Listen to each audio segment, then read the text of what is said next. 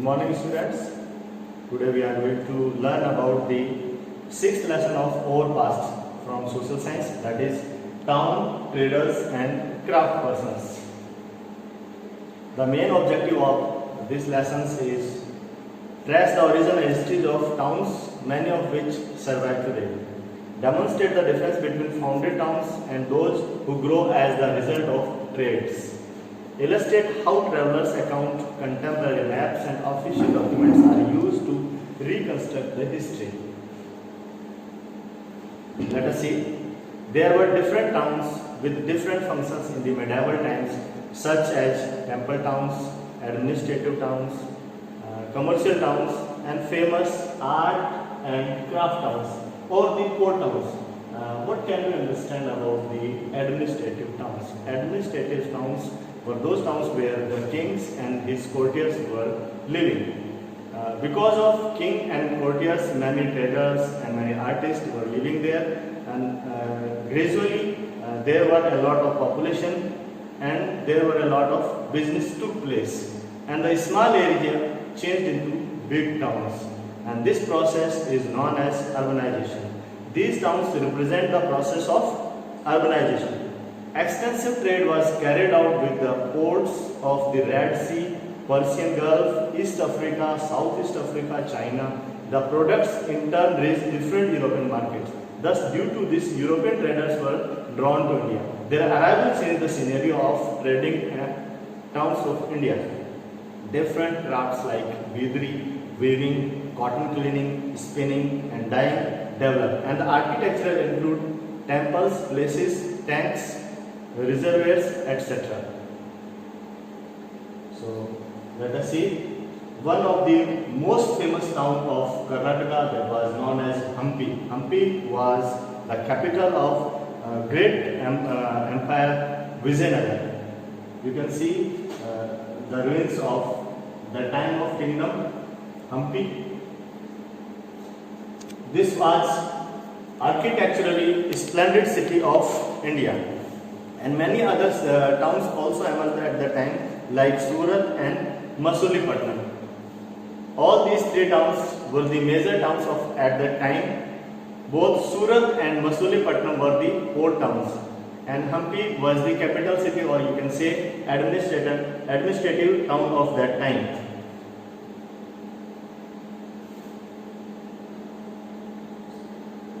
In the medieval times between 8th to 18th century, there were temple towns, administrative center, commercial town, famous of arts and craft towns.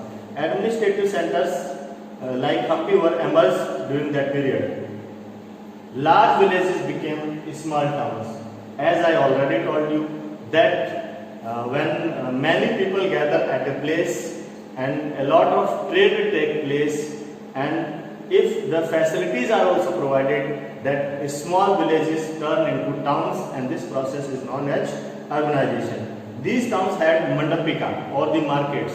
There were haats, they were sold like agricultural products, horses, salt, camphor, saffron, betel nuts and spices like pepper. These small towns, there a lot of artisans were living, like potters, oil pressers, sugar makers, toddy makers, smiths and stone masons. Samantas or the large area covering zamindars built forts around the large villages and turned them into developing towns. They also collected tax from traders and artisans.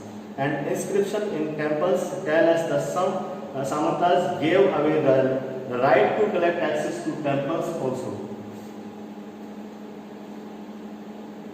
Different traders. At that time, a lot of different traders were there during the medieval period, like Banjara. Banjaras were nomadic people. They will wander here and there. They have a lot of animals with them, and they will port grains from one area to another area. And their group were not. There was extensive trade with the ports of Red Sea, the Persian Gulf, and Eastern Africa and China.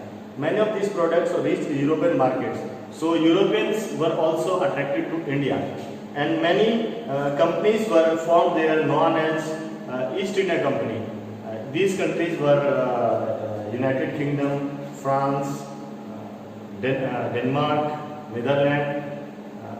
Every country had their own companies known as East India Company, like British East India Company, French East India Company, Portuguese East India Company. These companies came for the trade in India. Let us see the regional development. One of the town that emerged that time was known as Hampi. Hampi was an architectural splendid town, and this was the capital city of Vijayanagar. By archaeological findings, we know that city was well fortified, but no cementing material used for the binding of the bricks. As you see in this picture, there are no cement is used. Only bricks are used. They put or interlock the bricks in the way that the wall formed.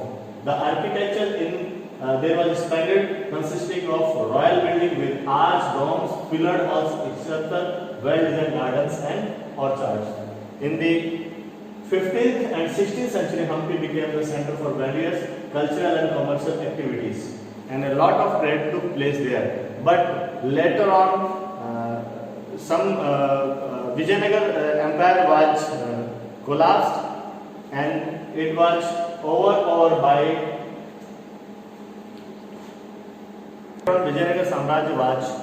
Vijayanagar Empire was overpowered by Sultans of Deccan known as Bahmani Empire, and the ruler of Golconda, Bijapur, Ahmedabad, Bidar and Berar. They took over the charge of Hampi, and later on Hampi was collapsed.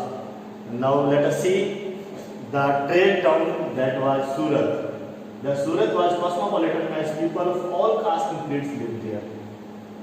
During the Mughal period, Surat on present Khambat, the Cambe and later Ahmedabad carried out trade with the West. It was also called the Gate of Mecca because those Muslim people were going to Hajj. They were ported from Surat on the en route of Mecca. That's why this was known as the Gate of Mecca. In the 17th century, the Portuguese, Dutch and English set up their factories and warehouse there. This was actually the port city, many foreign invaders came here, traders came here, and they made their factories there. These factories were actually the warehouses. There they collected the articles and then they poured them to their countries. Towards the end of the 17th century, Surat began to decline as the trade capital because of many reasons, like the decline of Mughal Emperor. During the Mughal Empire, the Surat was developing. But when the Mughal Empire declined, then Surat also started declining, and more new port cities emerged like Bombay, Calcutta, and Madras. That's why the importance of Surat lessened by the time. One more city was there that was known as Masulipatam. The town of Masulipatam is located on the bank of river of Krishna. In the 17th century, the English and the Dutch East India companies tried to control the town as it became the most important port of coast near Andhra Pradesh. The Golconda rules established royal monopolies in the sale of textile, spice, etc. That's why the other foreign traders they did not get that much importance, and they did not get all those things they want to buy from there. So gradually they shifted to other cities. The Mughals in the 17th century started extending their power of Golconda, and in 1687 the Mughal Emperor Aurangzeb conquered Golconda. Thus the East India Company then devised a new policy which described that the new trading centers should combine the political, administrative and commercial role. In the 18th century, Masulipatam declined and lost its merchants and prosperity. As the company traders moved to Bombay, Calcutta, present as of Kolkata and Madras, presently known as Chennai.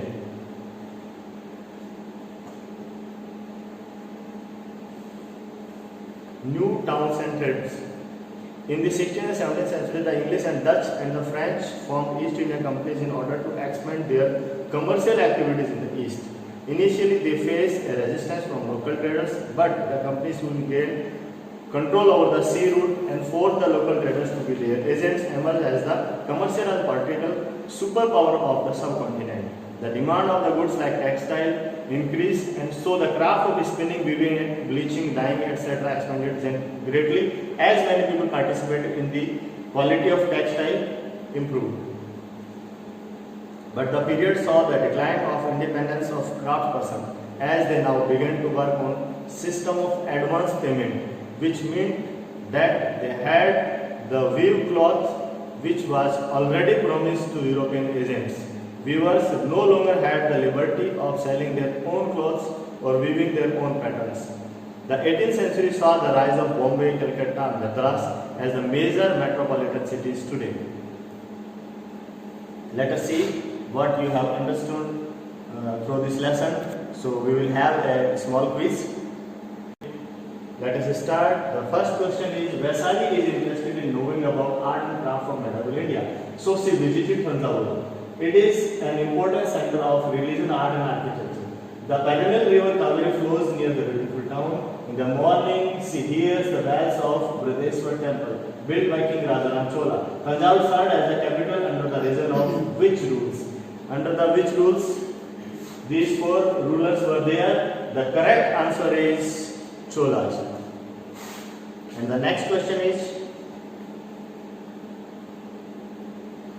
kings made big temples to display their glory and wealth. King Rajaram Chola built such a temple of Shiva in Tanjavur. Tanjavur is an important center of religion, art and architecture, through which water bodies was water supplied to the city of Tanjavur. There are four options, from the Bay of Bengal, from the wells and tanks, through rainwater harvesting, from refrigerator. And the correct answer is from the wells and tanks.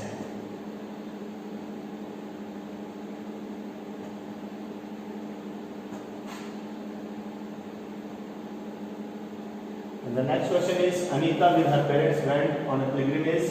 She visited Vrindavan in Uttar Pradesh and Tiruvannamalai in Tamil Nadu. She visited one more place which is situated in Rajasthan. It was capital of Chauhan king. Which city was it? Ajmer, Udaipur, Kota or Jaipur? And the correct answer is Ajmer.